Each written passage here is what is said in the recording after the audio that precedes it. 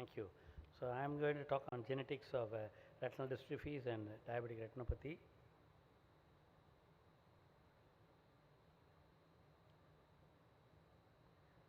So the objective of the presentation is to learn the basics of already which has been covered, to learn the mechanism of genetic abnormalities, to see what is the role of genes in retinal dystrophies and in diabetic retinopathy.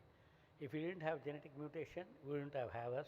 You need error to open the door to the adjacent. This is what Stephen Johnson, the American popular science author and media theorist. The basics is we have the DNA structure, the nucleotide, and these are the things which we have now labs to do them. And this is the DNA and the RNA and the microRNA. And nature of genetic abnormalities contributing to human disease, mutations in protein coding genes, the point mutations, frame shift mutation, trinucleotide repeat mutation, and alteration in protein coding genes other than mutations is alterations in the non-coding RNAs. And there are at the DNA level you have deletion, insertion, inversion.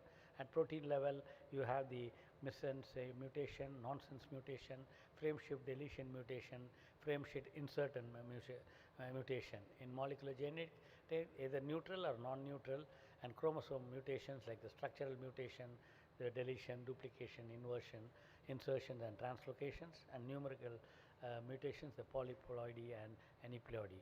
And this is from the Robbins textbook of basic pathology.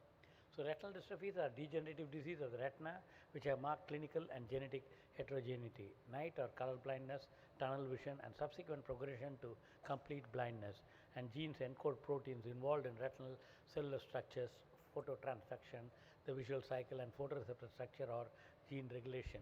When I did my postgraduate, the Parsons book, half the book were all the genetic diseases and many retinal conditions which we could not treat, but Arnold Sosby had written in his textbook, ophthalmology is the playground of genetics, because most of the genetic mutations have some connections with the eye. And this is the epidemiology of inherited retinal degeneration, the genetic basis of inherited retinal disease in 271 individuals in UK, published by the Ellingford and Barton et al. So the inherited retinal disorder, the genotype-phenotype correlation in an Indian cohort and the importance of genetic testing and genetic counseling is published in Medical Ophthalmology in January 23 by Chitra Gopinath et al. And it's a very eye-opener because we need to improve our clinical diagnosis. That means patient's history, the clinical visual acuity, their anterior segment, posterior segment findings, then red-free, autofluorescence, fundus photo, and also the ancillary tests like the ERG, VEP, and also angiography if required. So I think it depends on OCT. So they have done 591 IRD patients of all Indian origin, and foveal hyperplasia, Bardet-Biedl syndrome, best retinopathy and achromatopsia, like that. They have 55.6% consanguineous history and 44.3% were non-consanguineous, and these are the distribution of the like including the juvenile retinoschisis. So these are the diseases which comes in the inherited retinal degeneration. As of today, a lot of clinical trials are going on in achromatopsia, Best disease, cone-rod dystrophy, choroideremia, macular dystrophy, RP, and RP has several genes involved and all types of genetic autosomal recessive, dominant, and also individual it can happen, and rod cone dystrophy. So to label it, we need Stargardt's disease. They even tried a pharmacological treatment for Stargardt's, but didn't go through. But people are working. The reason is, well, unless you do a good phenotype, followed by a genetic testing with the genotype, and then re-diagnose the patient, so that when the proper clinical trial which is successful can be applied to only selective patients. As of today, we have one approved FDA approved disease which I will be telling. There is achromatopsia. We can see the normal retina and achromatopsic retina, which is there in the achromatopsia.info. The rod monochromatism, autosomal recessive condition associated with genes CNGA3, B3, and GNAT2. And blue cone monochromatism, X-linked recessive mutation is on the X chromosome at OPN1W and OPN1WM. And this is a subretinal ideovernal gene therapy targeting CNGA3, and there is a trial going on. And chondrodystrophy, you have the ABCA4, CRX gene, GUCY2D autosomal dominant CRDs, and RPGR X-linked CRDs we have. And then inheritance pattern depends on the gene involved and can be autosomal dominant, autosomal recessive, or X-linked recessive. Genetic counseling is always advised. So it's better to have a clinician along with them a laboratory support. Either you do it yourself or outsource the lab, and have a genetic counseling which also can be outsourced.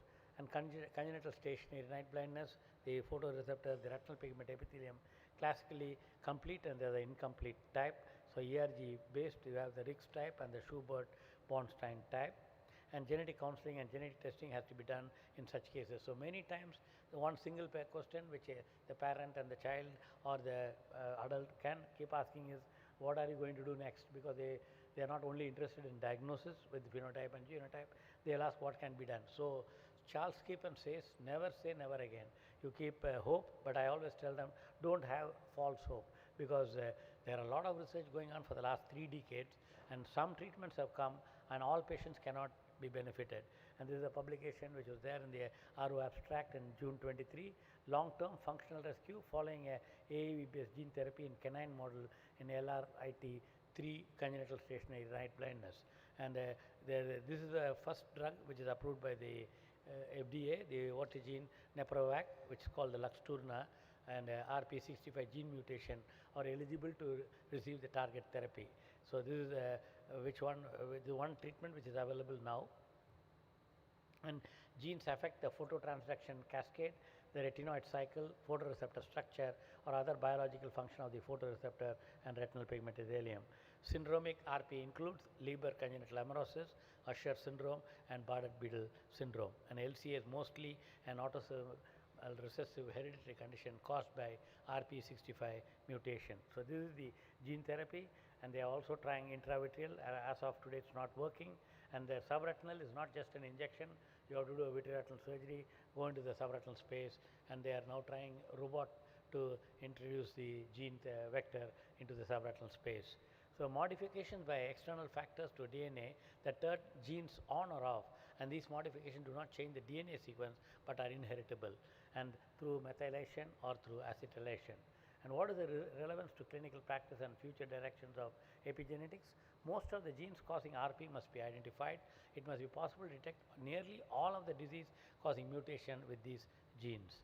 And here you have the group of disease, the Stargardt's, the RP, the cone-rod dystrophy, Leber's congenital amaurosis, and so these are the genes and phenotype which is as per the genes and the inheritance given, and it's there in the publication from the NIH.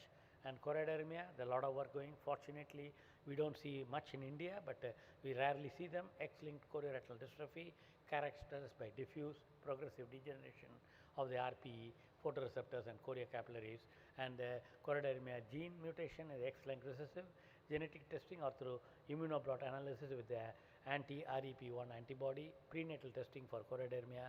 Men are predominantly affected due to the X-linked etiology, but women can be asymptomatic carriers or rarely can be affected by the dystrophy. That's why the pedigree chart is important, and there is a trial going on, gene therapy using an adenovirus vector for choroideremia.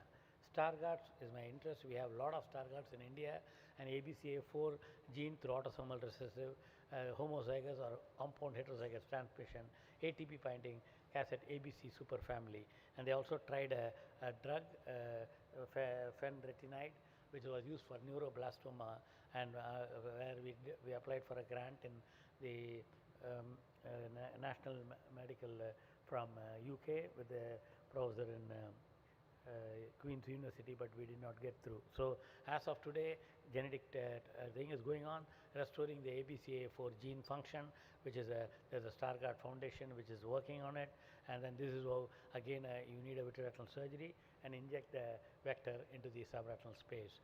Best disease, which is earlier a juvenile onset vitelliform macular dystrophy, and best gene therapy corrects a diffuse retina-wide microdetachment modulated by light exposure. Central areolar choroidal dystrophy, we see a lot of them, and well-defined atrophy of RPE and the choriocapillaries, autosomal dominant. CACD is most commonly caused by mutations in peripherin 2 gene, thanks to Retina Imaging Bank. And we so far covered inherited retinal degeneration, even though there is no the treatment, but at least we should improve our way of working in the patient and have a counselor to counsel the patient, the family, and then encourage the teachers who are teaching the students not to delineate them from the rest of the normal population, and tell them there is some hope and let them lead a normal life as much as possible with their visually challenged. And genetics in diabetic retinopathy is very complex because there is no one gene involved. It's a microvascular disease of the retina, and the leading cause of visual disability in diabetic patients, polygenic disorder. Heritability has been estimated to be as high as 27% for any diabetic retinopathy and 52% of proliferative diabetic retinopathy and advanced form of the disease. Is there any role of genetic factors in shaping susceptibility to diabetic retinopathy? Diabetic retinopathy susceptibility is heritable. High concordance of diabetic retinopathy severity among twins with both type 1 diabetes and type 2 diabetes. And here you see the A. Sharma et al. Who have published Unraveling the Role of Genetics in the Pathogenesis of Diabetic Retinopathy, and clustering of long-term complication in families with diabetes in their diabetes control and complication trial, the diabetes control called the DCCT trial. And these data provide the first available evidence that the severity of diabetic retinopathy is influenced by familial, possibly genetic factors, and confirmatory evidence that such factors influence the development. Even in practice, we see every diabetic patient will not get nephropathy, retinopathy, or even ischemic heart disease or stroke, I think, or a diabetic foot, even though it's a peripheral small blood vessel disease. We don't know who will get what and which way combination you'll get. And I think there is some genetic basis we don't know. We are doing a long-term study with the Case Western University with a population of people living in the slums of Mumbai, where we find most of the patients do not have severe retinopathy, and we are working to find out what is that biomarker which is protecting them from getting severe retinopathy. And role of genes in diabetic retinopathy, where VEGF gene, aldose reductase gene, receptor for advanced glycation end products gene, genes in the renin-angiotensin system, and no consistent genetic association with diabetic retinopathy have been found. And genome-wide association studies, the GWAS studies for diabetic retinopathy published by Rong et al. There you can see there are several publications on this, on the various things. So here you see the no diabetic retinopathy in a diabetic patient, and the main problem is hyperglycemia, induced inflammation, polyol pathway, AGE products, protein kinase C activation, and in early stage thickening of basement membrane, pericyte loss, endothelial cell damage, neurovascular dysfunction, mitochondrial dysfunction, blood retinal barrier breakdown, hyperpermeability, and advanced stages there is increased VEGF, neovascularization, neurodegeneration, vision threatening endpoint, retinal ischemia. If you see, it's a cascade which is happening in the diabetes, and we do not know which will aggravate what, and that's why we still don't know which is the genetic factor which is responsible. Is there any role of genes in all this pathogenesis? There is a publication by Arubdas and group. It's again published in the RO, novel genetic variants in extreme phenotypes of diabetic retinopathy called the DRGen study, and the disease causing variants in 4 gene, CD33, COL18A1, ZNF395, PLEKHG5, and identified coding sequence variants in a novel set of genes involved in the angiogenesis inflammatory pathway that contributes to diabetic retinopathy progression or protection. And here angiogenesis, these are the genes which control events, blood vessel development, VEGF signaling, and leukocyte adhesion, again the Sharma group. And the take home message, genetic testing, pedigree chart is key components in inherited retinal degeneration. Genetic counseling is vital in married couples who are at high risk of development disease in their progeny, and genetic testing in diabetic retinopathy and who are at high risk of development of retinopathy. And genetic testing give you idea for gene therapy, but never say never again to a patient. Same time tell the truth and convince the patient they should come for follow-ups so that they can me as a treasurer of International Council of Ophthalmology, we welcome you to World Ophthalmology Congress in Vancouver, and as a president of Asia Pacific, request all of you who are working on ophthalmic trauma to become a member. Thank you very much.